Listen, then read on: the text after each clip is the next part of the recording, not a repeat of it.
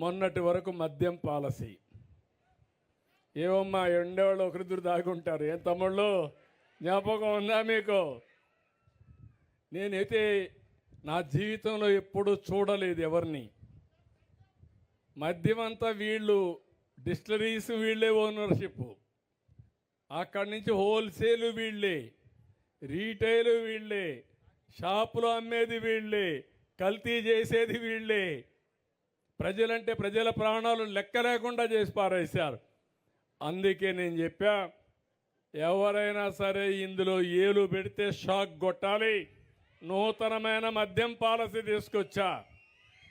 అదే సమయంలో ఆ మద్యం పాలసీలో బీసీలకు రిజర్వేషన్లు పెట్టాలని, ఎవరైతే శెట్టి బలిజ, ఈడిగా, అదే మరిగా మిగిలిన గౌడ వీళ్ళందరి కోసం 10% షాపుల్లో రిజర్వేషన్లు పెట్టిన పార్టీ తెలుగుదేశం కూటమి ప్రభుత్వం అని చెప్పి కూడా నేను మీకు తెలియజేస్తున్నా. ఇంకొక 10 రోజుల్లో కొత్త పాలసీ వస్తుంది. మీరు ముందు మారిగా తెలంగాణకు పోయే పని లేదు, కర్ణాటకకు పోయే పని లేదు. నేను ఎప్పుడూ చెప్పేవాడిని, మీరు మోటార్ బైక్ వేసుకొని మొత్తం అక్కడికి వెళ్ళి మోటార్ బైక్ పెట్రోల్ కొట్టుకొని మీరు కూడా ఫుల్గా లోడ్ చేసుకొని వచ్చేవాళ్ళు. ఇప్పుడు ఆ కష్టాలు లేవు, అవి కూడా తొలగిపోయినాయి. అన్ని రాష్ట్రాల్లో ఎలాంటి లిక్కర్ ఉంటుందో దానికంటే బెటర్గా ఉంటుంది తప్ప ఎక్కడా లాలూచి లేదని చెప్పి కూడా నేను మీకు తెలియజేస్తున్నా. పేదవాళ్ళందరినీ గెజెట్ ఈరోజు ఇచ్చారు. పేదవాళ్ళని నేను చూశాను.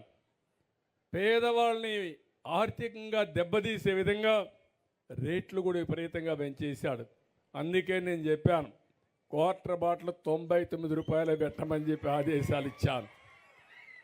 కనీసం తాగే అలవాటు ఉంది, కానీ డబ్బులంతా దానికే తగలేస్తే కడాన పిల్లల్ని చదివించాలన్నా ఇంట్లో ఖర్చులు కూడా డబ్బులు ఇచ్చే పరిస్థితుల్లో లేరు.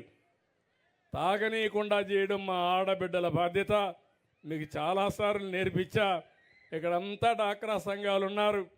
నేను డాక్రా సంఘాలు మీటింగులు పెట్టి చెప్పేవాడిని, భర్తని తాగనీయకుండా ఏం చేయాలో చేసే తాళం చెల్లెమ్మలో మీ దగ్గర ఉందని చెప్పేవాడిని.